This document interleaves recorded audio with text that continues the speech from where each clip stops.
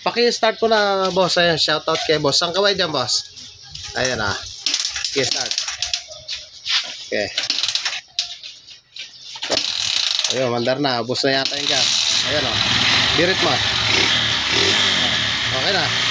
Minor mo, minor. Ano masasabi mo, boss? Okay. Okay. Mga padreng, kung nais nyo magpagawa at taga-Bataan lamang po kayo, pwede po kayong sumadya dito sa ating shop. Taga-Pulo Hermosa, Bataan lang po ako. Pwede nyo rin po akong message sa aking Facebook page para mapag-usapan natin yan. Kumusta kayo mga padreng at welcome back na naman sa ating channel. Sana nasa mabuti po kayong kalusugan at kalagayan. Suzuki GD110 dinala dito ni boss. Papalya-palya yung andar, aandar, mamamatay hanggang sa tuluyan ng ayaw ng umandar. So sa pagto-troubleshoot ng ganitong issue ng motor, dapat hindi natin hinuhulaan yan. Napaka-importante na dapat alam natin yung basic troubleshooting upang mapaandar natin yung ganitong issue ng motor. Nawa na si boss, kakadadyak, aandar, namamatay. Ayan o. Okay na. Kaya naman sa bidyong ito, ituturo ko sa inyo yung basic troubleshooting in case na mangyari po sa inyo yung ganitong issue na umaandar, namamatay, umaandar, namamatay hanggang sa tuluyan ng tumirik. So ang una kong ginagawa rito, chinecheck ko muna kung may kuryenteng lumalabas. So check natin. So mapapansin nyo, corrosion. So ang ginagawa ko dyan, pinuputulan ko lang yung dulo para ma-expose natin yung solid na pinaka-wire niyan. So putulan muna natin. So yan, pinutulan ko lang. Sabay natin i-check kung may kuryenteng lalabas dito. So iyon natin yung susian, tsaka natin tadyakan. Okay, may busina. Check natin yung kanyang high tension wire. Dapat at least 1 cm ang layo ng kanyang kuryente. Sige nga, pakitadyak mo. Isa pa. Okay. Isa pa, dito laya. Isa pa. Okay. Sa pagkakatong yan mga boss, malakas yung kanyang kuryente. Ngayon, ibabalik na natin yung kanyang cap AC noise. Tapos, check natin kung mapapaandar natin. So, yan na, ibalik na natin yung cap AC noise. So, yung spark plug cap. Pakipaandar muli. Okay. Okay.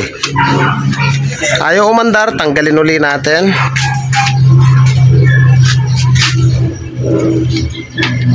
So check uli natin yung kanyang kuryente. Okay. At sa pagkakatong yung mga boss, solid pa rin yung kanyang kuryente. So baklas tayo ng kanyang spark plug.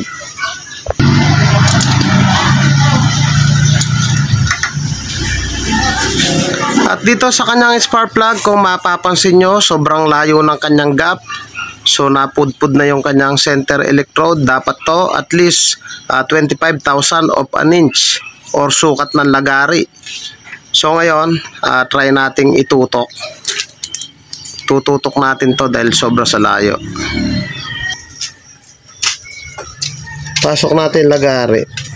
So ayan o, napakalayo. Malayo. So itututok natin yan.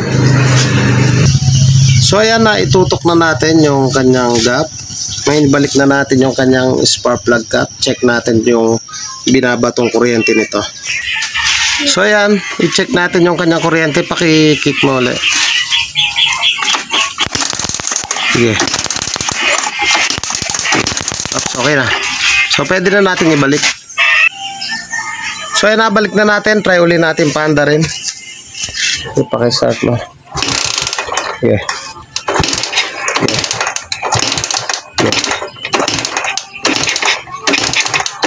Okay.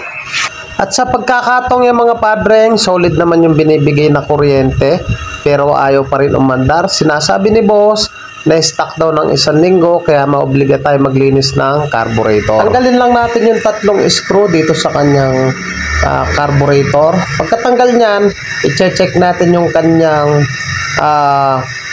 jettings kung barado. Minsan dahil na stock, nagbabara na yung slow jet.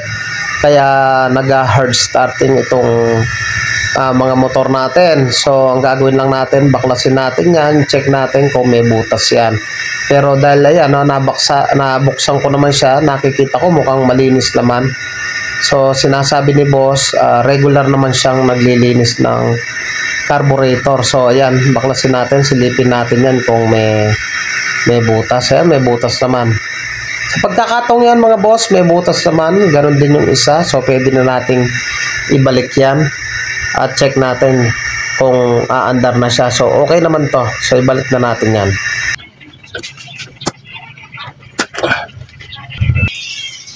So yung mga padreng, binuksan natin yung kanyang carburetor. So naikabit na natin.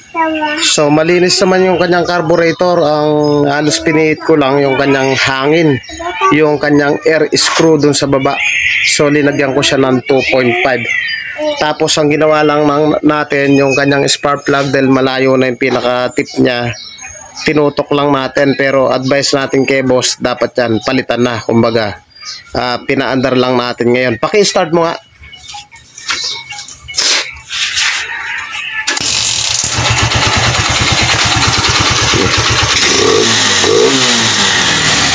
Bali ang issue ng motor ni boss, aandar, mamamatay. Pag namatay, tuluyan ng ayaw mabuhay.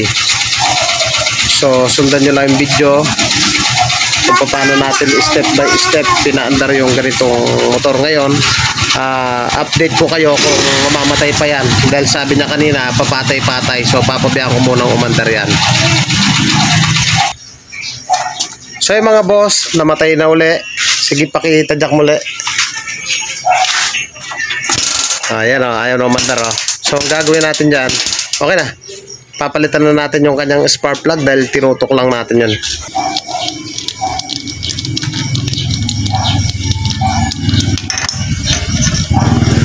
Kaya papalitan na natin to. So yung mga boss, ayan, palitan na natin. Tinutok ko lang, medyo napudpud na yan, yung nasa gitna na yan, bumilog na. Ito yung bago, ayan o. Kawasan natin. Ngayon, in case na papatay-patay yan, isang cause din po ng ganitong issue, yung papatay-patay. Minsan yung mga barbola natin, mga tukod, so cause po yan ng papatay-patay. So pansamantala, dito muna tayo sa labas. So yung mga boss, palitan na natin ng spark plug. Pakikik muli. So yun, okay na. Ayaw mandar pero nakasusi naman. Tanggalin uli natin to. Check natin kung may lalabas na kuryente. Sige nga. Ayan o. Nawawala ang kanyang kuryente. So kanina napakalakas, ngayon ang kagandahan nito mga padreng, hindi lumabas yung kanyang kuryente. Kanina dun sa unang video, ang lakas ng kanyang kuryente, pero sa pagkakataong yan wala. So mainam na lumabas pong ganon kaysa yung magagamit ni boss, ititirik siya.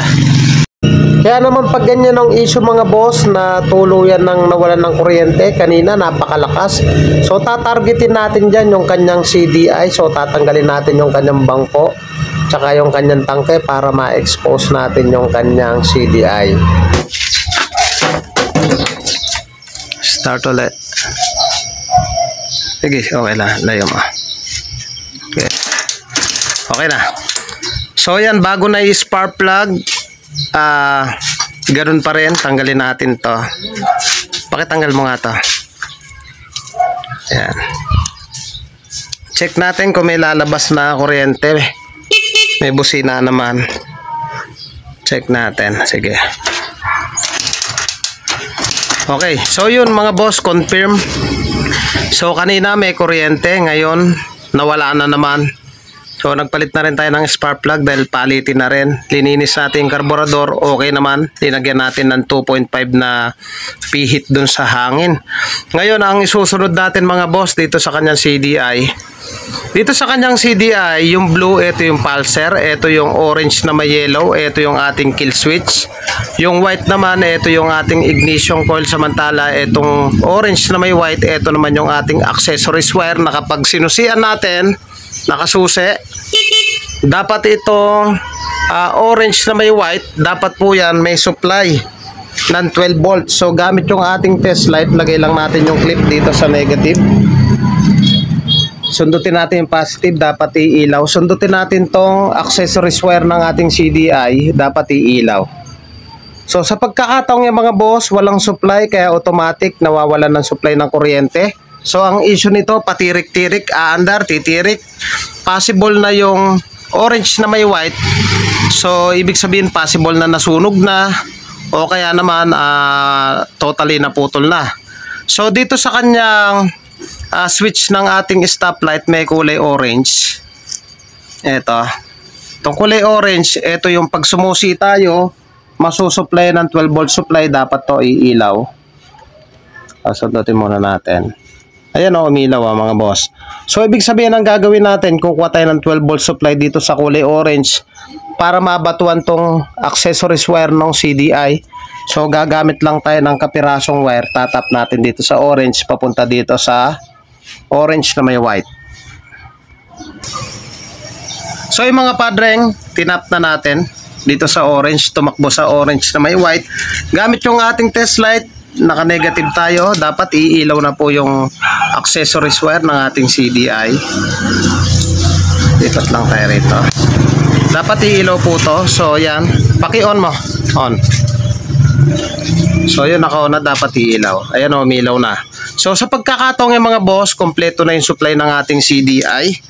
So i-check natin dito sa kanyang high tension wire, dapat magbabato na po yan ng kuryente. Sige, tadyak. Ayan o, lakas o. Okay na. So pwede na natin ibalik yung kanyang spark plug cap, tsaka natin try paandarin. So yung mga boss, nakabit na natin yung kanyang spark plug cap. Paki-start ko na boss. Ayan, shoutout kay boss. Saan kaway dyan boss? Ayan na. Okay, start. Okay. Ayun, mandar na. Bus na yata yung gas. Ayan o. Birit mo. Okay na. Minor mo, minor. Ano masasabi mo boss? Okay. So yung mga boss, ang issue ng kanyang motor doon sa kanyang CDI, nawalan ng supply yung kanyang accessories wire. Mga padre, kung nagustuhan mo yung ganitong tutorial at bago ka pa lang sa akin channel, huwag niyo pong kalimutan na paki-like, paki-subscribe at pakita rin po yung notification bell para updated po kayo sa mga videos na ilalabas ko. Thank you po sa inyo. God bless at mabuhay po kayo.